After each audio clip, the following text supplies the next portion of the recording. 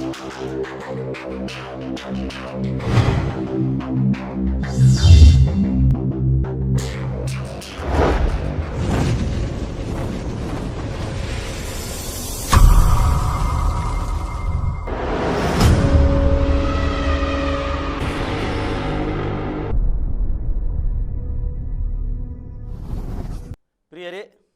ಸತ್ಯ ನಿಮಗೆ ಬಿಡುಗಡೆ ಕೊಡ್ತದೆ. ಈ ಕಾರ್ಯಕ್ರಮದಲ್ಲಿ ಯೇಸು ಕ್ರಿಸ್ತನ ನಾಮದಲ್ಲಿ ಆಶ್ಚರ್ಯ ಟಿವಿ ವೀಕ್ಷಕರಿಗೆ ಎಲ್ಲರಿಗೆ ನಾವು ಸ್ವಾಗತಿಸ್ತೇವೆ. ಈ ಕಾರ್ಯಕ್ರಮವನ್ನು ನೀವು ನೋಡ್ತಾ ಇದ್ದೀರಿ. ಈ ಕಾರ್ಯಕ್ರಮ ಮುಖಾಂತರ ದೇವರು ನಿಮ್ಮ ಪ್ರಶ್ನೆಗೆ ಉತ್ತರ ಕೊಡ್ತಾ ಇದ್ದಾನೆ. ನಿಮಗೀಗ ತುಂಬ ಪ್ರಶ್ನೆ ಉಂಟು. ಅದು ಸರಿಯಾ, ಇದು ಸರಿಯಾ, ಇದು ಹೌದಾ, ಅದು ಹೌದಲ್ಲ. ನಿಮ್ಮ ಹತ್ರ ಎಷ್ಟೋ ಹೃದಯದಲ್ಲಿ ಪ್ರಶ್ನೆ ಉಂಟು. ಸ್ವಾಭಾವಿಕವಾಗಿ ಮನುಷ್ಯನ ಹೃದಯದಲ್ಲಿ ಪ್ರಶ್ನೆ ಇರಲೇಬೇಕು. ಒಬ್ಬ ಪ್ರಶ್ನೆ ಇದ್ದ ವ್ಯಕ್ತಿ ಖಂಡಿತವಾಗಿ ಅವನು ರಕ್ಷಣೆ ಹೊಂದುತ್ತಾನೆ. ಅದಕ್ಕೋಸ್ಕರ ಖಂಡಿತ ನಿಮ್ಮೆಲ್ಲರ ಹತ್ರ ಒಂದು ಪ್ರಶ್ನೆ ಉಂಟು.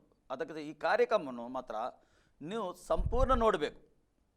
ನೀವು ಸ್ವಲ್ಪ ನೋಡಿ ಬೇರೆ ಚಾನಲಿಗೆ ಬೇರೆ ಅಂದರೆ ತಿರುಗಿಸುವುದಲ್ಲ. ಒಂದು ಕಾರ್ಯಕ್ರಮ ಮಾಡ್ತಿದ್ದೆ, ಆ ಕಾರ್ಯಕ್ರಮದಲ್ಲಿ ಒಂದು ಉದ್ದೇಶ ಇರ್ತದೆ. ಅದಕ್ಕೆ ಸರ್ ನೀವು ಇದು ಸಂಪೂರ್ಣವಾಗಿ ನೋಡಬೇಕು.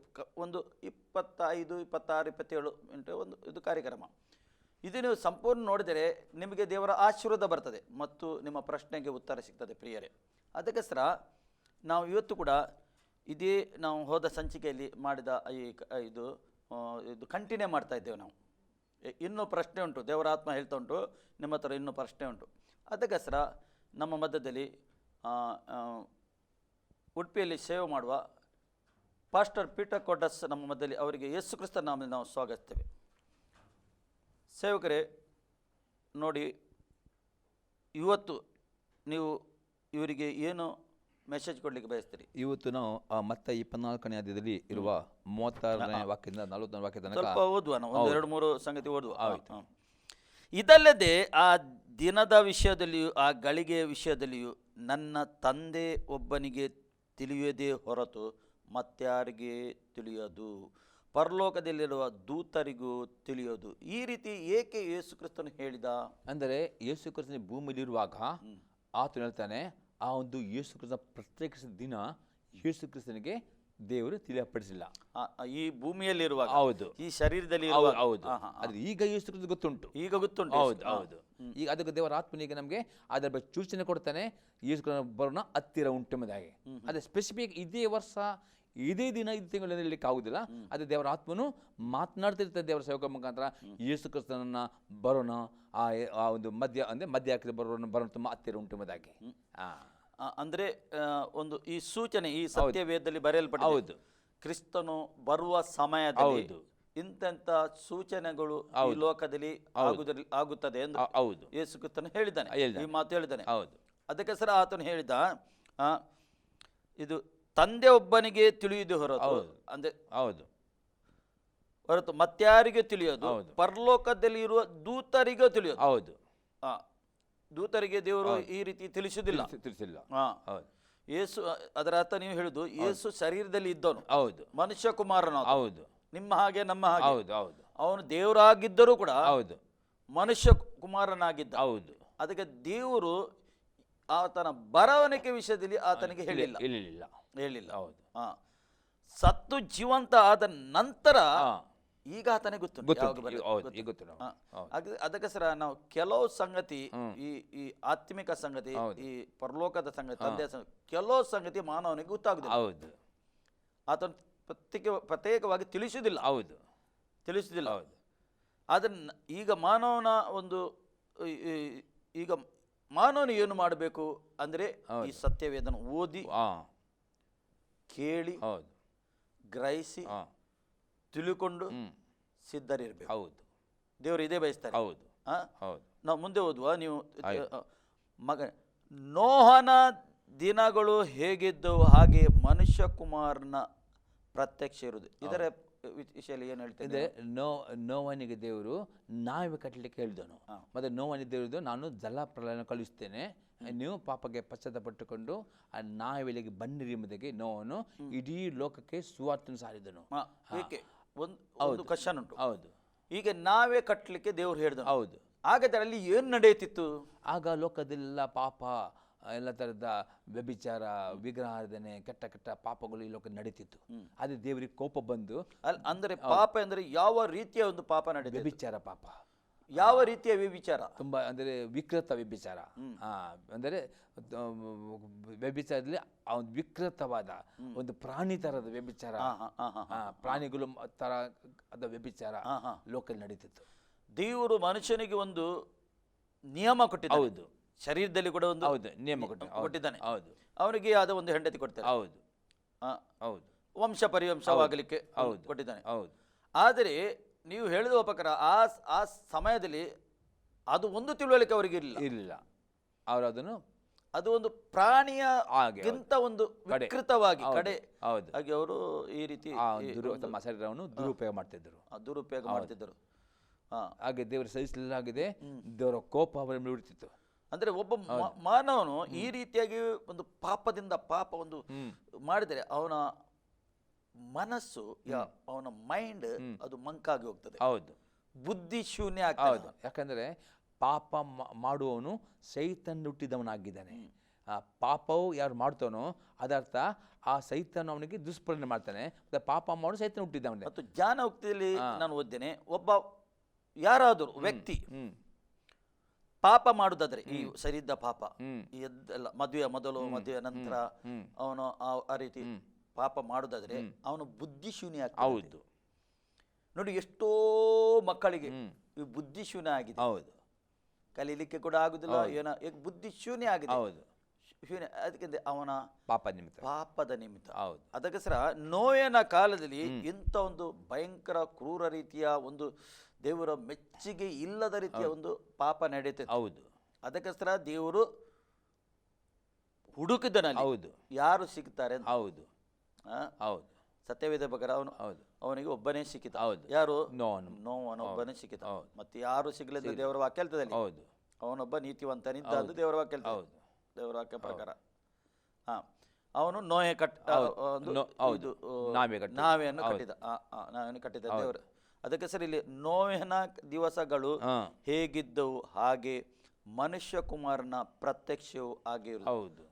ಹೇಗೆ ಯೇಸು ಕ್ರಿಸ್ತನು ಈ ರೀತಿ ಹೇಳಿದ? ಮನುಷ್ಯ ಕುಮಾರ ಪ್ರತ್ಯಕ್ಷನ ಇರುವಾಗ ಈ ರೀತಿ ಇರುವುದು ಅಂದರೆ ಯೇಸು ಕ್ರಿಸ್ತನು ಮಾತನಾಡ್ತಾ ಇರ್ತಾನೆ. ಅಲ್ಲಿ ನೋಡಿ ನೋವನ್ನು ಮಾತನಾಡ್ತಿದ್ದನು. ಜಲಪ್ರಳಯ ಬರ್ತದೆ, ಬನ್ನಿರಿ. ನಾವೆಲ್ಲ ಜನರು ಮಾಡಿದ್ರು, ಇನ್ನೂ ಜಾಸ್ತಿ ಪ್ರಾರ್ಥನೆ ಮಾಡಿದ್ರು, ಪಾಪದಲ್ಲಿ ಜೀವನ ಮಾಡಿದ್ರು, ನೋವನಿಗೆ ಅವರು ಆಶ್ರಯ ಮಾಡ್ತಿದ್ರು. ಅದು ಇವತ್ತು ಸಹ ನೋವೆ ಸಾರುವ ಈ ಸುವಾರ್ತೆ ಅವ್ರು ತಿರಸ್ಕಾರ ಮಾಡ್ತಿದ್ರು. ಏನು ಸಾರ್ತಿದ್ದ ಸುವಾರ್ತೆಯಲ್ಲಿ? ನೀವು ಪಾಪಕ್ಕೆ ಪಶ್ಚಾತ್ತಾಪ ಪಡಿರಿ, ಈ ನಾವೆಲ್ಲಿಗೆ ಬನ್ನಿರಿ ಎಂಬುದಾಗಿ. ನಿಮ್ಮ ರಕ್ಷಣೆ ಪಡಬೇಕಾದ್ರೆ ಈ ನಾವೆಲ್ಲಿಗೆ ಬನ್ನಿರಿ ಎಂಬುದಾಗಿ ಅವನು ಕರೀತಿದ್ದನು. ದೇವರು ಈ ಲೋಕವನ್ನು ನಾಶ ಮಾಡ್ತಾನೆ. ಹೌದು. ಮಳೆ ಸುರಿಸಿ ನಾಶ ಮಾಡ್ತಾನೆ. ಹೌದು. ಏಕೆ ಅವ್ರು ನಂಬಲಿಲ್ಲ? ಮಳೆ ಬಂದು ಈ ಲೋಕ ಮುಳುಗುತ್ತೆ, ಏಕೆ ನಂಬಲಿಲ್ಲ ಅವರು? ಪಾಪ ನೋಡಿ, ದೇವರ ವಾಕ್ಯದಲ್ಲಿ ಯಾರು ಪಾಪ ಮಾಡ್ತಾರೋ ಪಾಪ ನಿಮಿತ್ತ ಅವರ ಆತ್ಮಿಕ ಕಣ್ಣು, ಆತ್ಮಿಕ ಕಿವಿ ಕಂಪ್ಲೀಟ್ ಕುರುಡಾಗ್ತದೆ. ಅವ್ನು ಕಿವುಡ. ಅದಕ್ಕೆ ಅವನಿಗೆ ಆ ದೇವರ ಸ್ವರ ಅವರ ಕಿವಿಗೆ ಹೋಗುದಿಲ್ಲ. ಇನ್ನೊಂದು ಸಂಗತಿ ಅಲ್ಲಿ ಉಂಟು. ಅಂದ್ರೆ ಇವನು ಎಷ್ಟು ಮಳೆ ಬರ್ತದೆ, ನೀರು ಬರ್ತದೆ ಎಂದು ಅವ್ರು ಕೇಳ್ತಿರ್ಲಿಲ್ಲ. ಪಾಪ ಹೊಂದಿತ್ತು. ಎರಡನೇ ಸಂಗತಿ, ಅಷ್ಟ ತನಕ ಮಳೆ ಬರ್ಲಿಲ್ಲ ಅಲ್ಲಿ. ಸಡನ್ ಮಳೆ ಬಂತು. ಅಲ್ಲ, ಮಳೆ ಇಲ್ಲ, ಅಷ್ಟ ತನಕ ಮಳೆ ಇಲ್ಲ. ಅಲ್ಲಿ ಸತ್ಯವೇದ ಹೇಳ್ತಾನೆ ಮಳೆ ಇಲ್ಲ, ಅಲ್ಲಿ ಕೆಳಗಿಂದ ನೀರು ಬರ್ತಿತ್ತು. ಹೌದು. ವಿಜಯ ಹೇಳ್ತಾರೆ, ಅದು ಇತ್ತು ಮೊದಲು. ಮೇಲಿಂದ ಮಳೆ ಯಾವಾಗಲೂ ಅವರು ಕಾಣ್ಲೇ ಇಲ್ಲ. ಸತ್ಯವೇದ ಹೇಳ್ತಾ ಉಂಟು. ಹೌದು. ಕಾಣ್ಲಿಲ್ಲ ಅವರು. ಅದಕ್ಕೆ ನಂಬಲಿಲ್ಲ ಅವರು. ಒಂದು ಪಾಪದ ಸಂಗತಿ ನೀವು ಹೇಳಿದ ಪ್ರಕಾರ. ನೀವು ಹೇಳಿದ್ರಿ ಈಗ ಪಾಪದಲ್ಲಿ ಅವರು ಮುಳುಗಿ ಹೋಗಿದ್ದು. ಅದು ಅವರಿಗೆ ಬಂದಾಗಿದೆ, ಒಳಗಿನ ಸಂಗತಿ ಬಂದಾಗಿದೆ. ಈಗ ಲೋಕದಲ್ಲಿ ಹೇಗೆ ಒಳಗಿನ ಸಂಗತಿ ಎಲ್ಲ ಮಾನವನಿಗೆ ಬಂದಾಗಿದೆ, ಅದೇ ಆ ಕಾಲದಲ್ಲಿ ಇತ್ತು. ಈಗ ಮನುಷ್ಯ ಕುಮಾರರು ಪ್ರತ್ಯಕ್ಷನಾಗುವಾಗ ಹಾಗೆ ಇರುವುದೆಂದು ಹೇಳ್ತಾನೆ. ಈಗ ಏನು ನಡೀತಾ ಉಂಟು ನಿಮ್ಮ ಪ್ರಕಾರ? ಈಗ ಲೋಕದಲ್ಲಿ ವ್ಯಭಿಚಾರ ಪಾಪ, ವಿಗ್ರಹಾರಾಧನೆ, ಕೊಲೆ, ನಾನಾ ರೀತಿಯ ವಿಕೃತವಾದ ಕಾಮ ಇದು ಎಲ್ಲ ಪಾಪಗಳು ನಡೀತಾ ಉಂಟು. ಅದಕ್ಕೋಸ್ಕರ ಯಾರು ಈಗ ಈ ದೇವರ ವಾಕ್ಯವನ್ನು, ಈ ಸುವಾರ್ತೆಯನ್ನು ಟಿ ವಿ ಮಾಧ್ಯಮದಿಂದ ಕೇಳುತ್ತಾರೋ, ತಮ್ಮ ಪಾಪಕ್ಕೆ ಪಶ್ಚಾತ್ತಾಪ ಪಡುತ್ತಾರೋ, ಯೇಸು ಕ್ರಿಸ್ತನ ಕರ್ತನ ಒಡೆಯನ ಅಂಗೀಕಾರ ಮಾಡಿ ನೀರಿನಲ್ಲಿ ಮುಳುಗಿ ತಿಳಿದುಕೊಳ್ತಾರೋ, ಅವರು ಈ ಯೇಸು ಕ್ರಿಸ್ತನ ಪ್ರತ್ಯಕ್ಷದಲ್ಲಿ ಪಾಲ್ಗೊಳ್ಳಾಗುತ್ತಾರೆ. ಅದಕ್ಕೆ ಅಪೊಸ್ತಲ ಪೇತ್ರನು ಹೇಳ್ತಾನೆ, 1 ಪೇತ್ರನ ಬರೆದ ಪತ್ರಿಕೆ 3ನೇ ಅಧ್ಯಾಯದಲ್ಲಿ 20-21ನೇ ವಾಕ್ಯದಲ್ಲಿ ಈ ರೀತಿ ಹೇಳ್ತಾನೆ, ನೋವನ ಕಾಲದಲ್ಲಿ ಹೇಗೆ 8 ಜನರು ಬಂದು ಆ ನಾವೆಯಲ್ಲಿ ಬಂದು ರಕ್ಷಿಸಲ್ಪಟ್ಟರು, ಅದೇ ಅನುರೂಪ ಅಂದರೆ ಅದಕ್ಕೆ ಹೋಲಿಕೆ ಆಗಿದೆ ನೀರಿನಲ್ಲಿ ದಿಕ್ಸೋದನ್ನ. ಯಾರು ನೀರಿನಲ್ಲಿ ಮುಳುಗಿ ಅಂದುಕೊಳ್ಳುತ್ತಾರೋ ಅವರು ರಕ್ಷಿಸಲ್ಪಡುವರು ಎಂಬುದಾಗಿ. ಈಗ ಲೋಕದಲ್ಲಿ ನೋಡ್ತಾ ಇದ್ವಿ, ಒಂದರ ಹಿಂದೆ ಒಂದು ಸಮಸ್ಯೆ ಆಗ್ತಾ ಉಂಟು. ಈಗ ಒಂದರ ಹಿಂದೆ ಸಮಸ್ಯೆ ಆಗ್ತಾ ಉಂಟು. ಯಾತಕ ಆಗ್ತಾ ಉಂಟು ಅಂದರೆ ಈ ಸುವಾರ್ತೆ ಕೇಳಿದ ಜನರು, ಈ ಲೋಕದ ಜನರು ಇದರ ಮುಖಾಂತರವಾಗಿ ದೇವರ ಕಡೆ ತಿರುಗಿಕೊಳ್ಳಬೇಕು, ದೇವರನ್ನು ಹುಡುಕಿಕೊಂಡು ಬರಬೇಕು. ಮತ್ತೆ ದೇವರ ಪ್ರೀತಿಯಿಂದ ಈ ಕಷ್ಟಗಳು ಸಂಕಟ ಲೋಕ ಬರಲಿಕ್ಕೆ ಬಿಟ್ಟಿದೆ. ನೀವು ಹೇಳುವ ಪ್ರಕಾರ ಈಗ ಇದೆಲ್ಲ ಸಮಸ್ಯೆ ನಡೀತಾ ಉಂಟು, ಹೊರಗೆ ನಡೀತಾ ಉಂಟು. ಹಾಗಾದ್ರೆ ಜನರು ಈ ದೇವರ ಕಡೆಗೆ ತಿರುಗಿದ್ದಾರಾ ಎಂದು ಅರ್ಥ. ಈಗ ಇದನ್ನು ನಾವು ನೋಡುವಾಗ ಅನೇಕರು, ಕೆಲವರು ತಿರುಗಿದ್ದಾರೆ, ಅದೇ ಕೆಲವರು ಇನ್ನೂ ಕಟ್ಟನ್ನು ಹಾಕಿ ಹೋಗ್ತಾ ಇದ್ದಾರೆ. ಯಾಕಂದರೆ ದೇವರು ಮನುಷ್ಯರಿಗೆ ಸ್ವ ಇಚ್ಛೆ ಕೊಟ್ಟಿದ್ದಾರೆ. ತಮ್ಮ ಸ್ವಂತ ಇಚ್ಛೆಯಿಂದಲೇ ಅವರು ದೇವರ ಕಡೆಗೆ ಬರಬೇಕು ಎಂಬುದಾಗಿ. ಆದರೆ ಜನರು ಮಾಡ್ತಾರೆ, ಇನ್ನೂ ತಮ್ಮರನ್ನೇ ಕಠಿಣ ಮಾಡ್ತಾರೆ, ಪಾಪಕ್ಕೆ ಮುಳುಗಿದ್ದಾರೆ. ಅವ್ರಿಗೆ ಎಂಥ ಕಷ್ಟಗಳು ಬಂದರೂ ಸಹ ಅನೇಕರು ಪಾಪದಲ್ಲೇ ಅವರಿಗೆ ಭಯ ಬರಲಿಲ್ಲ. ಭಯ ಅಂದ್ರೆ ಒಂದು ಸಂಗತಿ, ಅವರ ಹತ್ರ ಬೇಕಾದಷ್ಟು ಹಣ. ಹೌದು, ಹಣ ಉಂಟು. ಹೌದು. ಎಷ್ಟು ತನಕ ಅವನ ಹತ್ರ ಹಣ ಉಂಟು ಒಬ್ಬ ವ್ಯಕ್ತಿ, ಹೌದು, ಅವನಿಗೆ ಏನಾಗ್ತದೆ, ಅವನ ದೃಷ್ಟಿ ಆ ಹಣದ ಮೇಲೆ ಇರ್ತದೆ. ಹೌದು. ಅಂದ್ರೆ ಎಷ್ಟು ಕಷ್ಟ ಬರಲಿ ಲೋಕದಲ್ಲಿ, ನಂತರ ಹಣ ಉಂಟು. ಅದಕ್ಕೋಸ್ಕರ ದೇವರು ತೋರಿಸಿಕೊಟ್ಟ, ನಿನ್ನ ಈ ಕಾಯಿಲೆ ಬಂದು ಹೊರಗೆ ನಿನ್ನ ಹಣದಿಂದ ಇದು ಕ್ರಯಕ್ಕೆ ತಗೊಳ್ಳಿಕ್ಕೆ ಆಗುದು. ಹಣದಿಂದ ಈಗ ಬಂದಿದೆ ಕಾಯಿಲೆ, ಕೊರೋನಾ ಎಂದು ಹೇಳ್ತಾರೆ. ಇದು ಹಣ ಇದ್ದವನಿಗೆ ಕೂಡ ಬರ್ತದೆ, ಹಣ ಇಲ್ಲದವನಿಗೆ ಕೂಡ ಬರ್ತದೆ ಅಲ್ವಾ? ಹೌದು. ಆದರೆ ಹಣದಿಂದ ಅವನು ಕ್ರಯಕ್ಕೆ ತಗೊಳ್ಳಿಕ್ಕೆ ಆಗ್ತದ? ಆಗುದಿಲ್ಲ, ಆಗುದಿಲ್ಲ. ಹಾಗಾದರೆ ದೇವರು ಈಗ ಕೂಡ ಮಾನವನಿಗೆ ಪ್ರೀತಿ ಮಾಡ್ತಾನೆ, ಪ್ರೀತಿ ಮಾಡಿ ಈ ರೀತಿ ಕಷ್ಟ ಕೊಡ್ತಾರೆ. ಈಗ ನೋವನ ಕಾಲ ತುಂಬಾ ಅವಕಾಶ ಕೊಟ್ಟಿದ್ದರು. ತುಂಬಾ ವರ್ಷ ಅಂತೆ ನೋವನ್ನು ಪ್ರಸಂಗ ಮಾಡಿದಂತೆ ಜನರು ಆಶೆ ಮಾಡುತ್ತೆ. ಇವತ್ತದಲ್ಲಿ ಟಿವಿ ಮಾಧ್ಯಮ ಅನೇಕ ರೀತಿಯಲ್ಲಿ ಅನೇಕ ಭಾಷೆಯಲ್ಲಿ ಇಡೀ ಲೋಕದಲ್ಲಿ ಸ್ವಾರ್ಥ ಪ್ರಸಾರವಾಗ್ತಾ ಉಂಟು. ಅವರವರ ಭಾಷೆ, ಅವರವರ ಕುಲದವರಿಗೆ ಅವರು ಸ್ವಾರ್ಥ ಹೋಗ್ತಾ ಉಂಟು. ಈ ದಿನಗಳಲ್ಲಿ ಯಾರು ಹೇಳಲಿಕ್ಕೆ ಆಗುದಿಲ್ಲ. ಟಿವಿಯಲ್ಲಿ ಬರ್ತದೆ, ಫೇಸ್ಬುಕ್, ಯೂಟ್ಯೂಬ್, ನಾನಾ ರೀತಿಯಲ್ಲಿ ಸ್ವಾರ್ಥ, ನಾನಾ ಭಾಷೆ ಬರುವಾಗ ಯಾವ ವ್ಯಕ್ತಿ ಹೇಳಲಿಕ್ಕೆ ಆಗುದಿಲ್ಲ, ನನಗೆ ಗೊತ್ತಿಲ್ಲ ಎಂಬುದೇ ಯಾರು ಹೇಳಲಿಕ್ಕೆ ಆಗುದಿಲ್ಲ. ಅದೇ ಯಾರು ಇದನ್ನು ಸ್ವೀಕಾರ ಮಾಡ್ತಾರೆ ಅವ್ರ ರಕ್ಷಣೆ, ಯಾರು ಸ್ವೀಕಾರ ಮಾಡಿದ್ರು ಅವರು ತಮ್ಮ ಪಾಪಕ್ಕೆ ತಕ್ಕಾಗಿ ಪ್ರತಿಫಲ ಹೊಂದುತ್ತಾರೆ. ಅದು ಕೆಲವರು ಹೇಳ್ತಾರಲ್ಲ, ಇದು ನಮ್ಮದಲ್ಲ, ಇದು ಅವರದ್ದು ಎಂದು ಹೇಳ್ತಾರಲ್ಲ, ಇದರ ವಿಷಯದಲ್ಲಿ ಏನ್ ಹೇಳ್ತೀರಿ ನೀವು? ಹಾಗಾಗಿ ನೋಡಿ, ಈಗ ಅದೇ ಯಾರು ಇದು ನಮ್ಮದೆಂದು ಹೇಳ್ತಾರೋ ಅವ್ರು ದೇವರಿಗಿಂತಲೂ ಅವರ ಪಾಪವನ್ನೇ ಪ್ರೀತಿ ಮಾಡಿದ್ದಾರೆ. ನೋಡಿ, ಯಾರು ಪಾಪವನ್ನು ಪ್ರೀತಿ ಮಾಡ್ತಾರೋ ಅವರು ದೇವರ ಹತ್ರ ಬರಲಿಕ್ಕೆ ಬರುವುದಿಲ್ಲ. ಯಾಕಂದರೆ ಯೋನ ಬರೆದ ಸುವಾರ್ತೆ 3ನೇ ಅಧ್ಯಾಯದಲ್ಲಿ 19, 20, 21 ಈಗ ರೀತಿ ಬರೆಯಲ್ಪಟ್ಟಿದೆ. ಯಾರು ಪಾಪನ್ ಮಾಡ್ತಾನೋ, ಪಾಪನ್ ಪ್ರೀತಿ ಮಾಡ್ತಾನೋ ಅವನ ದೇವರ ಹತ್ರ ಬರುವುದಿಲ್ಲ. ಅಂದರೆ ಇದು ವಾಕ್ಯದಲ್ಲಿ ಜೀವ ಉಂಟು, ಈ ವಾಕ್ಯದಲ್ಲಿ ಬೆಳಕುಂಟು, ಈ ವಾಕ್ಯ ಮಾತನಾಡಿದ್ರೆ ಯಾರು ಈ ವಾಕ್ಯ ಹತ್ರ ಬರ್ತಾನೋ ಈ ವಾಕ್ಯದ ಬೆಳಕು ಅವನಲ್ಲಿ ಹೋಗಿ ಅವನ ಪಾಪನ ತೋರಿಸ್ತದೆ. ಅದೇ ಪಾಪನ ಪ್ರೀತಿ ಮಾಡೋನು ಇದರ ಹತ್ತಿರ ಅಥವಾ ವಾಕ್ಯ ಕೇಳಲಿಕ್ಕೆ ಅವನಿಗೆ ಬೇಡ. ಯಾಕಂದರೆ ವಾಕ್ಯ ಕೇಳುವಾಗ ಅವನಲ್ಲಿ ಭಯ ಬರ್ತದೆ, ಅದಕ್ಕೆ ಅವನು ಬರುವುದಿಲ್ಲ. ಅವನು ಪಾಪ ಜಾಸ್ತಿ ಪ್ರೀತಿ ಮಾಡ್ತಾನೆ. ಅದು ಯಾರು ದೇವ್ರನ್ನ ಹುಡುಕುತ್ತಾನೋ ಅವನಿಗೆ ಒಂದು ವಾಕ್ಯ ಸಿಕ್ಕಿದ್ರೂ ಸಾಕು, ಅವನು ಕೂಡಲೇ ಅದನ್ನು ಸ್ವೀಕಾರ ಮಾಡ್ತಾನೆ. ಅಂದ್ರೆ ಅವನು ವಾಕ್ಯಕ್ಕೋಸ್ಕರ ನೋಡಿ, ನಾವು ನೋಡ್ತೇವೆ ವಾಕ್ಯ ಅಂದರೆ ಬೆಳಕು. ಹೌದು, ನಾವು ನೋಡ್ತೇವೆ ಆಮೋಸನ ಪ್ರವಾದನೆ ಪುಸ್ತಕ 8ನೇ ಅಧ್ಯಾಯದಲ್ಲಿ ಬರ್ತದೆ, ಬರಗಾಲ ಬರ್ತದೆ. ಯಾವುದು ಬರಗಾಲ? ಉಂಟು ದೇವರ ವಾಕ್ಯ. ಯಾವುದು? ಆಮೋಸ 8 ದೇವರ ವಾಕ್ಯಕ್ಕೋಸ್ಕರ ನೋಡಿ. ಈಗ ಸಾಕಷ್ಟು ದೇವರ ವಾಕ್ಯ ಸಿಗುತ್ತದೆ. ಆ ದಿನಗಳು ಬರ್ತೇವೆ, ಆ ದೇವರ ವಾಕ್ಯ ಸಿಗುದಿಲ್ಲ. ಅದು ಈಗ ಈ ದೇವರ ವಾಕ್ಯ ಸಿಗುವಾಗ ಯಾರು ಈ ವಾಕ್ಯಕ್ಕೋಸ್ಕರ ತವಕ ಪಡುತ್ತಾರೋ ಈ ವಾಕ್ಯ ಅವರಲ್ಲಿ ಕಾರ್ಯ ಮಾಡ್ತದೆ. ಆದರೆ ಜನ ಏನಾಗಿದೆ, ಈ ಪಾಪ ಅವ್ರ ಪ್ರೀತಿ ಮಾಡಿದ್ರೆ ಈ ವಾಕ್ಯ ಅವರಿಗೆ ಬೇಡ, ಆಗ ಅವರು ಮುಚ್ಚಿ ಹೋಗ್ತಾರೆ. ನಾವು ಆಮೋಸ 8 ಆಗ ಇಲ್ಲಿಂದ ಪ್ರಯಾಣ ಮಾಡ್ತವೆ, ವಾಕ್ಯ ಸಿಗದೆ ಮುಚ್ಚಿ ಹೋಗ್ತಾರೆ ಎಂಬುದಾಗಿ ಆಮೋಸನ ಪ್ರವಾದನೆ ಮಾಡ್ತಾನೆ. ಅದಕ್ಕೋಸ್ಕರ ಇವತ್ತು ಪಾಪ ಮಾಡುವವನು 1ನೇ ಯೋನ ಬರೆದ ಪತ್ರಿಕೆ 3ನೇ ಅಧ್ಯಾಯದಲ್ಲಿ ನಾವು ನೋಡ್ತೇವೆ 7ನೇ ವಾಕ್ಯದಲ್ಲಿ 9ನೇ ವಾಕ್ಯದಲ್ಲಿ ಪಾಪ ಮಾಡುವವನು ಸೈತನ್ನ ಹುಟ್ಟಿದವನಾಗಿದ್ದಾನೆ. ಹಾಗಾದರೆ ಈ ಯಾರು ಪಾಪ ಮಾಡ್ತಾರೆ ಅವನು ಸೈತನ ಗುಲಾಮನಾಗಿದ್ದಾನೆ. ಸೈತನ ಅವನ ಆತ್ಮ ಸಂಗತಿ ಹೇಳ್ತೇನೆ, ಕುಡಿಯುವುದು ಪಾಪವ? ಹೌದು. ದೇವರ ವಾಕ್ಯದಲ್ಲಿ ಬರೆಯಲ್ಪಟ್ಟಿದೆ, ಜ್ಞಾನೋಕ್ತಿಗಳು ಉಂಟು, ಯಾಜಕನ ಪುಸ್ತಕದಲ್ಲಿ ಬರೆಯಲ್ಪಟ್ಟಿದೆ, ಅರಣ್ಯಕಾಂಡ ಪುಸ್ತಕ ಬರೆಯಲ್ಪಟ್ಟಿದೆ, ಕುಡಿಯಬಾರದು. ಏಕೆ ಕುಡಿಯಬಾರದು? ಅದನ್ನ ಕುಡಿದ ಮುಖಾಂತರ ಅವನು ತನ್ನ ಸ್ವಜ್ಞಾನವನ್ನು ಕಳೆದುಕೊಳ್ಳುತ್ತಾನೆ, ಅವನು ಪರಿಪೂರ್ಣ ಸೈತನ ಅಧೀನಕ್ಕೆ ಹೋಗುತ್ತಾನೆ, ಅವನ ಶರೀರವು ಹಾಳಾಗ್ತದೆ. ಅದಕ್ಕೋಸ್ಕರ ದೇವರ ವಾಕ್ಯದ ಶರೀರ ಹಾಳಾದ ನಂತರ ಏನ್ ಆಗುವ ಮುಖದ ಏನಾಗ್ತದೆ ಅವನಿಗೆ? ಶರೀರ ಆಳಿದ ಅವನಿಗೆ ರೋಗಗಳು ಬರ್ತವೆ. ಅವನ ಮಧ್ಯ ಆಯುಷ್ಯದಲ್ಲಿ ತನ್ನ ಅಂಡದ ಮಕ್ಕಳು ದಾರಿಲಿ ಹಾಕಿ ಸಾಯ್ತಾನೆ, ನರಕಕ್ಕೆ ಹೋಗ್ತಾನೆ, ನರಕದ ಬೆಂಕಿಗೆ ಹೋಗ್ತಾನೆ. ಅದಕ್ಕೆ ದೇವರ ವಾಕ್ಯದ ಕುಡಿಯಬಾರದು, ಅದೇ ಬದಲು ಪವಿತ್ರ ಭರಿತನಾಗಬೇಕು ಎಂದು ಅಪ್ಪಸಪ್ಪ ಹೇಳ್ತಾನೆ. ಹಾಗಾದರೆ ದೇವರ ವಾಕ್ಯ ಈ ರೀತಿ ಹೇಳ್ತದೆ. ಹೌದು, ನಾವು ಓದ ಪ್ರಕಾರ ಈ ಒಬ್ಬ ವ್ಯಕ್ತಿ ದೇವರು ವಾಸ ಮಾಡೋದು ವ್ಯಕ್ತಿ ಒಳಗೆ, ಹೌದು, ಹೊರಗೆ ಅಲ್ಲ. ಹೌದು. ಇವತ್ತು ಮಾನವನು ಏನು ಮಾಡ್ತಾ ಇದ್ದಾನೆ? ವ್ಯಕ್ತಿ ದೇವರಿಗೆ ಹೊರಗೆ ಹುಡುಕ್ತಾ ಇದ್ದಾನೆ. ಹೌದು, ಎಲ್ಲಿದ್ದಾನೆ ಎಂದು ಹುಡುಕ್ತಾ ಇದ್ದಾನೆ. ಹೌದು, ಅವನು ಕುರುಡನಾಗಿದ್ದಾನೆ, ಆತ್ಮಿಕ ಕುರುಡ. ಹೌದು. ಒಬ್ಬ ವ್ಯಕ್ತಿ ಹೊರಗೆ ದೇವರನ್ನು ಹುಡುಕುದಾದರೆ, ಯಾವ ಸ್ಟ್ಯಾಚ್ಯೂ ಅಲ್ಲಿ, ಯಾವ ಯಾವ ಯಾವ ಬೇರೆ ಬೇರೆ ಸಂಗತಿ ಹುಡುಕುದಾದರೆ ಅವನ ಆತ್ಮಿಕ ಕುರುಡನು ಒಂದು ದೇವರು ಆತ್ಮಿಕ ಕುರುಡನಾಗಿದ್ದಾನೆ. ಹೌದು. ಆತ್ಮಿಕ ಕುರುಡ ಏನು ಮಾಡ್ತಾನೆ? ಒಬ್ಬ ಈಗ ನೋಡಿ, ನಮಗೆ ನಾವು ಕಣ್ಣು ಮುಚ್ಚಿ ಏನಾದರೂ ಮುಟ್ಟುದಾದರೆ ನಮಗೆ ಆಗ್ತದಾ? ಆಗುದಿಲ್ಲ. ಅದೇ ಪ್ರಕಾರ ಒಬ್ಬ ವ್ಯಕ್ತಿ ಹೊರಗೆ ದೇವರಿಗೆ ಹುಡುಕ್ತಾ ಇದ್ದಾನೆ. ಹೌದು. ಅದಕ್ಕೆ ಈ ಕಾಲದಲ್ಲಿ ಈ ರೀತಿ ನಡೀತಾ ಉಂಟು. ಹೌದು. ನಾವು ಮುಂದೆ ಹೋದ್ವಾ 38ನೇ ಹೇಗೆಂದರೆ, ಜಲಪ್ರಯಾಣಕ್ಕೆ ಮುಂಚಿನ ದಿನಗಳಲ್ಲಿ ನೋಹನು ನಾವೆಯಲ್ಲಿ ಸೇರಿದ ದಿನ ತನಕ ಜನರು ಉಣ್ಣುತ್ತಾ ಕುಡಿಯುತ್ತಾ ಮದುವೆ ಮಾಡಿಕೊಳ್ಳುತ್ತಾ ಕೊಡುತ್ತಾ ಇದ್ದ. ಪ್ರಳಯದ ನೀರು ಬಂದು ಎಲ್ಲರನ್ನು ಬಡೆಕೊಂಡು ಹೋಗುವ ತನಕ ಏನೂ ತಿಳಿಯದಿದ್ದರು. ಇದರ ವಿಷಯದಲ್ಲಿ ಏನು ಹೇಳ್ತೇನೆ? ಅಲ್ಲಿ ನೋಡಿ, ಆ ಜಲಪ್ರಳಯ ನೀರು ಬರೋ ತನಕ ಅವ್ರ ಪರಿಪೂರ್ಣ ಮಂಕಾಗಿದ್ದರು, ಪಾಪದಲ್ಲಿ ಮುಳುಗಿಕೊಂಡು ಅವರು ಕುಡಿಯುವುದು, ಮಜಾ ಮಾಡುವುದು, ಮದುವೆ ಮಾಡುವುದು, ಇದರಲ್ಲೇ ಮುಳುಗಿದ್ದರು.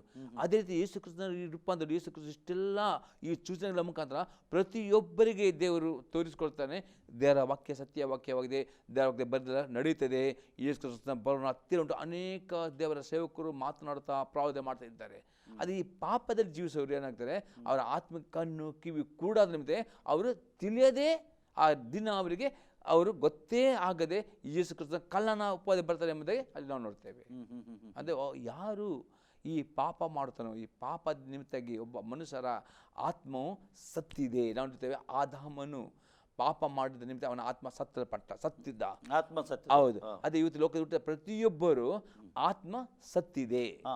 ಈ ಲೋಕದಲ್ಲಿ ಯಾರು ಹುಟ್ಟುತ್ತಾರೆ, ಹೌದು, ಅವರ ಆತ್ಮ ಸತ್ತಿರ್ತದೆ, ಖಾಲಿ ಶರೀರ ಮಾತ್ರ ಇರ್ತದೆ. ಆ ಸತ್ತ ಆತ್ಮಕ್ಕೆ ಜೀವ ಬರುವುದು ಯಾವಾಗ ಎಂದರೆ, ನೋಡಿ, ಈಗ ಈ ಮನುಷ್ಯರ ಆತ್ಮ ಸತ್ತಿದೆ, ಅದಕ್ಕೆ ಸತ್ತ ನಿಮಿತ್ತ ನೋಡಿ, ಅದರ ಪಾಪದಲ್ಲೇ ಇದ್ದಾರೆ. ಅವರಿಗೆ ಆ ಒಂದು ಆತ್ಮಿಕ ಕಿವಿ ತೆರೆಯಲು ಪಟ್ಟ ನಿಮಿತ್ತ ಅವ್ರು ಏನು ಆದ್ರೆ ಗೊತ್ತೇ ಇರುವುದಿಲ್ಲ. ಅದು ಯಾರು ಯೇಸು ಕ್ರಿಸ್ತನು ಸತ್ಯ ದೇವರು ಕರ್ತನ ಒಡೆಯನ್ನು ನಂಬುತ್ತಾರೋ ಮತ್ತು ಅಂಗೀಕಾರ, ಆಗ ಮಾತ್ರ ಆತ್ಮಗೆ ಜೀವ ಬರ್ತದೆ. ಅಂದರೆ ಅವನ ಒಳಗಿಂದ ಆತ್ಮ ಸತ್ತರು, ಅವನಿಗೆ ಒಂದು ಪ್ರಾಣ ಉಂಟು, ಹೌದು, ಒಂದು ಶರೀರ ಉಂಟು, ಹೌದು. ಈ ಪ್ರಾಣ ಶರೀರ ಇರುವಾಗ ಅವನಿಗೆ ಒಂದು ಜ್ಞಾನ ಇರ್ತದೆ, ಹೌದು, ಒಳ್ಳೆದು ಕೆಟ್ಟದರ ಒಂದು ಅರಿವು ಇರ್ತದೆ, ಹೌದು, ಹೌದು. ಅವನ ಆತ್ಮ ಸತ್ತಿರ್ತದೆ, ಹೌದು, ಹುಟ್ಟುವಾಗನೇ ಅದು ಸತ್ತಿರ್ತದೆ. ಹೌದು. ಆದರೆ ದೇವರು ಒಂದು ಮಾನವನಿಗೆ ಒಳ್ಳೇದು ಮಾಡಿದ್ದಾನೆ, ಅವನಿಗೆ ಪ್ರಾಣ ಕೊಟ್ಟಿದ್ದಾನೆ, ಹೌದು, ಮತ್ತು ಒಂದು ಶರೀರ ಕೊಟ್ಟಿದ್ದಾನೆ, ಹೌದು. ಪ್ರಾಣ ಶರೀರದಲ್ಲಿ ಈಗ ಇವನು ತಿಳಿಕೊಳ್ಳುವ ಅವನಿಗೆ ಒಂದು ಅವಕಾಶ ಕೊಟ್ಟಿದ್ದಾನೆ, ಒಳ್ಳೆದು ಕೆಟ್ಟದ್ದು ಏನು ತಿಳಿಕೊಳ್ಳುವ ಅವಕಾಶ ಕೊಟ್ಟಿದ್ದಾನೆ. ಹೌದು. ಹೇಗೆ ಈ ನಮ್ಮ ಆತ್ಮಕ್ಕೆ ಹೇಗೆ ಪುನಃ ಜೀವ ಬರಬೇಕು ಎಂದು ದೇವರೊಂದು ಒಂದು ಅವಕಾಶ ಮಾನವನಿಗೆ ಮಾಡಿಕೊಟ್ಟಿದ್ದಾನೆ. ಹೌದು. ಈ ಅವಕಾಶ ಮಾನವನು ಉಪಯೋಗ ಮಾಡಬೇಕು. ಆ ದೇವರು ನೋಡಿ, ಅವಳಿಗೆ ಮತ್ತು ಆದಾಮನಿಗೆ ದೇವರು ಸರಿಯಾದ ಜ್ಞಾನವನ್ನು ಕೊಟ್ಟು ನೋಡಿ, ಈ ಮರದ ಹಣ್ಣನ್ನು ತಿನ್ನಬಾರದು, ತಿಂದೇನು ಸಾಧ್ಯ. ಅದೇ ರೀತಿ ದೇವರು ಪ್ರತಿಯೊಬ್ಬ ಮನುಷ್ಯರಿಗೆ ಆ ಒಳ್ಳೆಯದ ಕೆಟ್ಟದ ಅರಿವನ್ನು ಕೊಟ್ಟಿದ್ದಾರೆ. ಅವರಾಗಿ ಆರಿಸಿಕೊಳ್ಬೇಕು. ಈಗ ದೇವರ ಚಿತ್ತ ಇರಲಿಲ್ಲ ಆದಾಮ ಮತ್ತು ಅವರು ಇದು ಪಾಪ ಮಾಡುವುದು. ದೇವರ ಚಿತ್ತ ಇತ್ತು, ಅವರು ಪಾಪ ಮಾಡಿದ 5ನೇ ತೋಟದಲ್ಲಿ ಇರಬೇಕು. ಅದು ಅವರೇನು ಮಾಡಿದ್ರು, ಪಾಪವನ್ನು ಆರಿಸಿದರು ಅಲ್ಲ. ಹಾಗೆ ಇದು ಜನರೇ ಏನು ಮಾಡ್ತಾರೆ, ಪಾಪವನ್ನು ಆರಿಸಿಕೊಳ್ಳೋದ್ರ ನಿಮಿತ್ತವಾಗಿ ಅವರು ಈ ರೀತಿಯಲ್ಲಿ ಆ ಯೇಸು ಬರೋಣ ಆಗೋ ತನಕ ಪಾಪದಲ್ಲೇ ಮಜಾ ಮಾಡ್ತಾ ಮದುವೆ ಕೊಡುತ್ತಾ ಪಾಪದಲ್ಲೇ ಇರ್ತಾರೆ. ಈಗ ಅದನ್ನು ಗೊತ್ತೇ ಆಗುದಿಲ್ಲ. ಈಗ ಅವನ ಆತ್ಮ ಸತ್ತು ಹೋಗಿದೆ, ಹೌದು. ಈಗ ಆತ್ಮಕ್ಕೆ ಜೀವ ಬರಬೇಕಂದ್ರೆ ಏನು ಬೇಕು? ಆತ್ಮ ಜೀವ ಬರಬೇಕು. ಅವನು ತನ್ನ ಈ ಪ್ರಾಣ, ಈಗ ನೋಡಿ, ಪ್ರತಿಯೊಬ್ಬ ಮನುಷ್ಯನ ಪ್ರಾಣ ಉಂಟು. ಪ್ರಾಣ ಅಂದರೆ ಅವನ ಮನಸ್ಸು, ಅವನ ಆಲೋಚನೆ, ಅವನಿಗೆ ಒಳ್ಳೆಯದೇ ಕೆಟ್ಟದರ ಅರಿವು ಜ್ಞಾನದ ಅವರು ಈ ತನ್ನ ಕಿವಿಯಲ್ಲಿ ಈ ದೇವರ ವಾಕ್ಯನ ಕೇಳುವುದಾದರೆ, ಮನಸ್ಸಿಟ್ಟು ಕೇಳುವುದಾದರೆ, ಈ ಕೇಳಿದ ವಾಕ್ಯವು ಪವಿತ್ರಾತ್ಮ ಅವನಲ್ಲಿ ನಂಬಿಕೆ ಹುಟ್ಟಿಸಿಕೊಂಡು ಮಾನಸಾಂತರಕ್ಕೆ ತರುತ್ತಾನೆ. ಆದರೆ ಮಾನಸಾಂತರ ಯಾವ ತಿಳುವಳಿಕೆ ಕೊಡ್ತಾನೆ ಅವನಿಗೆ? ದೇವರ ಆತ್ಮನು ಮಾಡ್ತಾನೆ, ಪಾಪದ ಪಶ್ಚಾತ್ತಾಪ ಯೇಸುವಿನ ಬಗ್ಗೆ ತಿಳುವಳಿಕೆ ಅವನಿಗೆ ಕೊಡ್ತಾನೆ. ಅಂದರೆ ಒಬ್ಬ ಮಾನವನಿಗೆ ಈಗ ಸತ್ತ ಆತ್ಮಕ್ಕೆ ಜೀವ ಬರಬೇಕಾದ್ರೆ ಯೇಸು ಬೇಕು ಅಲ್ವಾ? ಹೌದು. ಬೇರೆ ಮಾರ್ಗ ಉಂಟಾ? ಇಲ್ಲ, ಬೇರೆ ಯಾವ ಮಾರ್ಗವೂ ಇಲ್ಲ. ಬೇರೆ ಯಾವುದಾದ್ರು ಇಲ್ಲ. ಯಾವುದಾದ್ರು ಶಾರ್ಟ್ ಕಟ್ ಮಾರ್ಗ ಯಾವುದಿಲ್ಲ. ಶಾರ್ಟ್ ಕಟ್ ಮಾರ್ಗ ಇದ್ರೆ ನಮ್ಮ ವೀಕ್ಷಕರಿಗೆ ಇಲ್ಲ. ಅವನು ಯೇಸು ನಂಬಿದರೆ ಮಾತ್ರವೇ ಅವನ ಆತ್ಮಿಕ ಜೀವ ಬರ್ತದೆ. ಅದೇ ನಂಬಿಕೆ ಹುಟ್ಟಿಸೋಕ್ಕೋಸ್ಕರವಾಗಿ ದೇವರು ಈ ಒಂದು ಸೇವೆ ಇಟ್ಟಿದ್ದಾನೆ.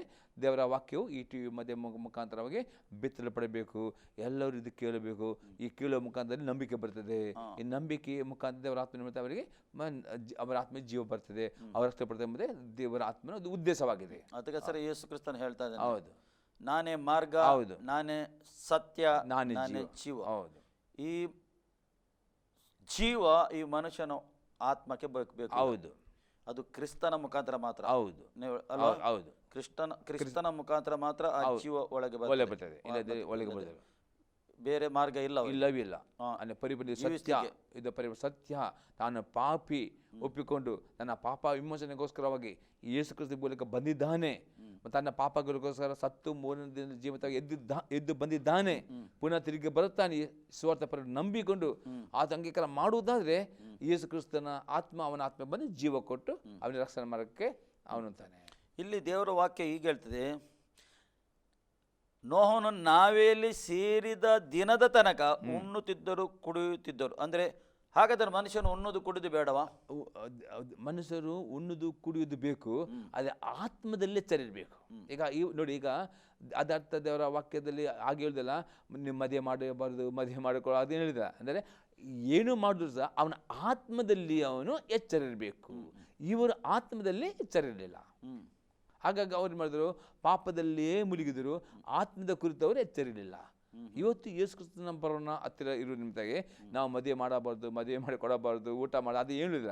ಅದೇ ದೇವರ ವಾಕ್ಯತೆ ನಮ್ಮ ಆತ್ಮದಲ್ಲಿ ಎಚ್ಚರಿದ್ದರೆ ಮಾತ್ರವೇ ಆ ಯೇಸು ಕ್ರಿಸ್ತನ ತುತ್ತೂರಿ ಸ್ವರ ಯಾರು ಎಚ್ಚರಿದೆ ಅವರ ಕಿವಿಗೆ ಬೀಳುವಾಗ ಮಾತ್ರವೇ ಒಂದೇ ಕ್ಷಣ ಪವಿತ್ರಾತ್ಮವನ್ನು ಮೇಘವಾಹನದಲ್ಲಿ ಪರಲೋಕಕ್ಕೆ ಹೋಗ್ತಾನೆ. ಅದು ಯಾರು ಆತ್ಮ ಉಣ್ಣುದು ಕೊಡುವುದು ವಿಷಯದಲ್ಲಿ ಇಲ್ಲಿ ಲೂಕನ ಬರದಲ್ಲಿ ಕೂಡ ಬರೆಯಲ್ಪಟ್ಟಿದೆ. ಹೌದು, ಅವರು ಅತಿ ಹೆಚ್ಚಾಗಿ ಊಟ ಮಾಡ್ತಿದ್ದರು. ಹೌದು, ಲೂಕನ ಬರೆಸುವಂತೆ 24ರಲ್ಲಿ 34 ವಾಕ್ಯದ ಬೆಲೆ ಪಡೆದಿದೆ. ಹೌದು, ಅಲ್ಲಿ ಅತಿ ಭೋಜನ. ಹೌದು, ಅಂದ್ರೆ ಯಾವಾಗಲೂ ಮನಸ್ಸಲ್ಲಿ ತಿನ್ನುವ ವಿಷಯದಲ್ಲಿ ಆಲೋಚನೆ. ಹೌದು, ಇವತ್ತು ಏನು ತಿನ್ನೋದು, ನಾಳೆ ಏನು ತಿನ್ನೋದು, ನಾಳ್ದು ಏನು ತಿನ್ನೋದು, ಏನು ಕುಡಿಯುವುದು, ನಾಳೆ ಏನು ಕುಡಿಯುವುದು, ನಾಳ್ದು ಯಾವ ಬ್ರ್ಯಾಂಡ್ಗಳು, ಅದರ ಬಗ್ಗೆ ತಿಳಿತಾ. ಮತ್ತು ಹೇಗೆ ನಾವು ಮದುವೆ ಮಾಡುದು ಅಂದ್ರೆ ನೋಡಿ, ನಾವು ಈಗ ಮದುವೆ ಆಗುದಿಲ್ಲ, ಒಂದು 50 ಜನ ಏನೋ ಇದ್ದಾರೆ ಅಲ್ವಾ ಕಾನೂನು ಪ್ರಕಾರ. ಒಂದು ಸಮಯದಲ್ಲಿ ಒಂದು ಮದುವೆ ಆದರೆ 1,000 ಕಟ್ಲೆ, ಒಂದು 10,000 ಜನ ಕೂಡ ಸೇರ್ತಿದ್ದರು. ಊಟ ಮಾಡ್ತಿದ್ದರು, ಇದು ಮಾಡ್ತಿದ್ದರು. ಊಟ ಏನು ಒಂದು ಜನರು ಒಂದು ಅದರಲ್ಲೇ ಮುಳುಗಿದ್ದರು. ಒಂದು ಆತ್ಮಿಕ ವಿಷಯದಲ್ಲಿ ಇಲ್ಲವೇ ಇಲ್ಲ. ಅಲ್ಲಿ ದೇವರೇ ಇಲ್ಲ ಅವರ ಮಧ್ಯದಲ್ಲಿ. ಆ ರೀತಿ ನಡೀತದೆ. ಅದೆಲ್ಲ ದೇವರು ಏನು ಮಾಡಿದನು, ಸ್ಟಾಪ್ ಮಾಡಿ. ಏಕೆಂದರೆ ಮಾನವನ ದೃಷ್ಟಿ ದೇವರ ಮೇಲೆ ಬರಬೇಕು, ದೇವರ ಕಡೆಗೆ ತಿರುಗಿಬೇಕಂದ್ರೆ ದೇವರು ಏನಾದರೂ ಮಾಡುದಾದ್ರೆ ಏನು ಮಾಡ್ತಾನೆ, ಒಳ್ಳೆಯದೇ ಮಾಡ್ತಾನೆ. ಲೋಕದಲ್ಲಿ ಏನು ಮಾಡುದಾದ್ರು ದೇವರು ಒಳ್ಳೆಯದೇನೆ ಮಾಡ್ತಾನೆ. ಕೆಟ್ಟದ್ದು ಆ ಥರ ಕೆಟ್ಟದ್ದು ಇಲ್ಲ ದೇವರಲ್ಲಿ. ದೇವರಲ್ಲಿ ಹಾಳುಂಟಾ? ಇಲ್ಲ. ಉಂಟಾ? ಇಲ್ಲ. ದೇವರು ಯಾರಿಗಾದ್ರು ರೋಗ ಕೊಡ್ತಾನ? ಬಿಲ್ಕುಲ್ ಕೊಡ್ತಿಲ್ಲ. ರೋಗ ಕೊಡ್ತಾನ? ಬಿಲ್ಕುಲ್ ಕೊಡ್ತಿಲ್ಲ. ಸಮಸ್ಯೆ ತಂದು ಹಾಕ್ತಾನ? ಇಲ್ಲ, ಇಲ್ಲವಿಲ್ಲ. ದೇವರು ಒಳ್ಳೆಯವನು, ಆತನು ಒಳ್ಳೆಯವನು. ಅದಕ್ಕೆ ಯೇಸು ಕ್ರಿಸ್ತ ಹೇಳ್ತಾನೆ, ಯೋನ ಬರೆಸುವಂತೆ 10ನೇ ವಾಕ್ಯದಲ್ಲಿ, ಕಳ್ಳನ್ನು ಬರುವುದು ಕದಿಯುವುದಕ್ಕೆ, ಹಾಳು ಮಾಡುವುದಕ್ಕೆ, ನಾಶ ಮಾಡೋದಕ್ಕೆ, ಕೊಯ್ಯುವುದಕ್ಕೆ ಹೊರತು ಮತ್ತಾವುದೂ ಬರುವುದಿಲ್ಲ. ಅದೇ ನಾನು ಬಂದದ್ದು, ಯೇಸು ಬಂದು ಜೀವ ಕೊಡಲಿ, ಸಮೃದ್ಧಿದ ಜೀವ. ಯೇಸು ಕ್ರಿಸ್ತ ಬಂದದ್ದು ನಮಗೆ ನಿತ್ಯ ಜೀವ, ಎಲ್ಲಾ ರೀತಿಯ ಸಮೃದ್ಧಿಯಾದ ಆಶೀರ್ವಾದ ಜೀವ ಕಡೆ ಬಂದಿವಿನ ಬೇರೆ ಹಾಳು ಮಾಡೋದೆಲ್ಲ ಸೈತಾನನೇ. ಅದು ಇದೆಲ್ಲ ಮಾಡುದು ಈ ಲೋಕದಲ್ಲಿ ಸೈತಾನ. ಆದರೆ ದೇವರು ಅನುಮತಿ ಕೊಡ್ತಾರೆ. ಹೌದು, ಯಾಕಂದ್ರೆ ಮನುಷ್ಯರ ಪಾಪ ಮಾಡಿ ನಿಮಿತ್ತವಾಗಿ ದೇವರು ಪರಿಶುದ್ಧನು ನೀತಿವಂತನಾದ ನಿಮಿತ್ತವಾಗಿ ದೇವರು ಸೈತನಿಗೆ ಅನುಮತಿ ಕೊಡ್ತಾನೆ.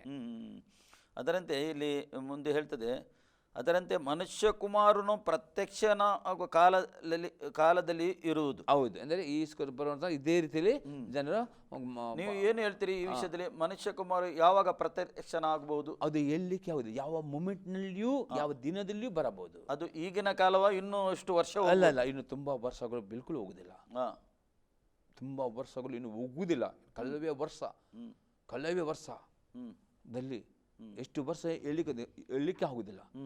ಆದಷ್ಟು ಬೇಗನೆ, ಆದಷ್ಟು ಸಮೀಪದಲ್ಲಿಯೇ ಯೇಸು ಕ್ರಿಸ್ತನ ಬರೋಣ ಉಂಟು.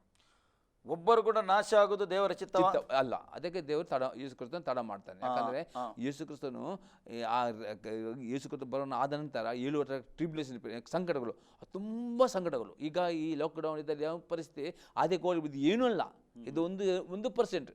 ಆ ಒಂದು 7 ವರ್ಷದ ಸಂಕಟಗಳು ಮಾತ್ರ ತುಂಬ ಸಂಕಟಗಳು.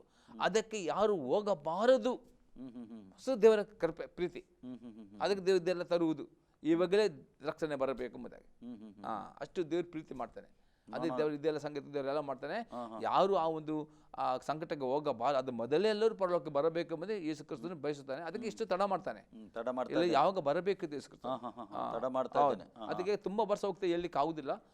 ಈಗ ಒಂದು ದಿನ 1000 ವರ್ಷದ ಪ್ರಕಾರ ವರ್ಷಗಳು ಬೇಗ ಹೋಗ್ತೇವೆ, ಬೇಗನೆ ಬರ್ತಾನೆ ಯೇಸು ಕ್ರಿಸ್ತ. ಈಗ ಕೆಲವು ಧರ್ಮದವರು ಇದ್ದಾರೆ, ಅವರು ಈ ಯೇಸುನ ಮಾರ್ಪಡುವಿಕೆ ಅಂದರೆ ಇಂಗ್ಲಿಷಲ್ಲಿ ರಪ್ಚರ್ ಹೇಳ್ತಾರೆ, ಅಂದ್ರೆ ರೂಪಾಂತರ ಹೇಳ್ತಾರೆ. ಇದು ನಂಬುದಿಲ್ಲಲ್ಲ? ಹೌದು, ಯಾಕಂದ್ರೆ ಅವರು ಈ ದೇವರ ವಾಕ್ಯವನ್ನು ಏಕೆ ನಂಬುದಿಲ್ಲ? ಅವರು ಈ ದೇವರ ವಾಕ್ಯ ಅವರು ತಿಳಿಯಲಿಕ್ಕೆ ಸಿಗಲಿಲ್ಲ. ಅನೇಕರು ಇದರ ಗೂಢಾರ್ಥಗಳನ್ನು ತಿಳಿದುಕೊಳ್ಳಿಲ್ಲ. ಮತ್ತು ಅವರಿಗೆ ಅವರ ಯಾಜಕರು ಇರ್ಬೋದು, ಅವರ ಬೋಧಕರು ಅವರಿಗೆ ತಿಳಿಸಲಿಲ್ಲ. ತಿಳಿಸಲಿಲ್ಲ. ಇವರು ಕೂಡ ತಿಳಿಲಿಕ್ಕೆ ಮನಸ್ಸು ಮಾಡಲಿಲ್ಲ. ಏಕೆಂದ್ರೆ ಈ ಲೋಕದ ಅಧಿಪತಿಯು ನೀನು ತಿನ್ನು, ಕುಡಿ ಮತ್ತು ಧರ್ಮದಲ್ಲಿ ನಿಲ್ಲು, ಇದೇ ಧರ್ಮದಲ್ಲಿ ನಿಲ್ಲು.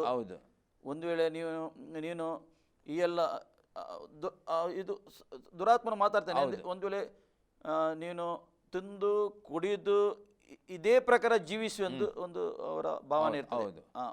ನನಗೆ ಕೂಡ ಇತ್ತು. ನನಗೆ ಸುವಾರ್ಥ ಕೊಡುವಾಗ ಜನರು ಬಂದು ನಾನು ಹೇಳ್ತೇನೆ, ಏಕೆ ನೀನು ನಮಗೆ ಸುವಾರ್ಥ ಕೊಡುವುದು? ನಾನು ಕ್ರಿಶ್ಚಿಯನ್ ಆಗಿದ್ದೇನೆ, ನೀವು ಹೋಗಿ ಅನ್ಯರಿಗೆ ಸುವಾರ್ಥ ಕೊಡಿರಿ ಎಂದು ನಾನು ಹೇಳ್ತೇನೆ. ಮತ್ತು ನನಗೆ ಒಂದು ಒಳಗಿಂದ ಮಾತಾಡುದು, ಒಂದು ವೇಳೆ ನನಗೆ ಇವರು ಹೇಳುವ ಧರ್ಮದಲ್ಲಿ ನಾನು ಇದು ಮಾಡಬೇಕು, ಇವರು ನನಗೆ ಅದರಲ್ಲೇ ಹೋಗ್ಬೇಕಾದ್ರೆ ನಾನು ಅದರಲ್ಲೇ ಹುಟ್ಟಬಹುದಿಲ್ಲ. ಏಕೆ ಹುಟ್ಟಲಿಲ್ಲ? ನನ್ನ ಹತ್ರ ನಾನು ಮಾತಾಡುದು ಅದರಲ್ಲೇ ಹುಟ್ಟಬಹುದಿಲ್ಲ. ದೇವರು ಏಕೆ ಇದರಲ್ಲಿ ಈ ಕ್ರಿಶ್ಚಿಯನ್ ಧರ್ಮದಲ್ಲಿ ನನಗೆ ಹುಟ್ಟಿಸಿದನು? ನನ್ನ ಹತ್ರ ನಾನೇ ಮಾತಾಡುದು, ಒಳಗಿಂದ ನಾನೇ ಮಾತಾಡ್ತಿದ್ದೆ. ನಾನು ಪ್ರಶ್ನೆ ಆಗ್ತಿದ್ದೆ.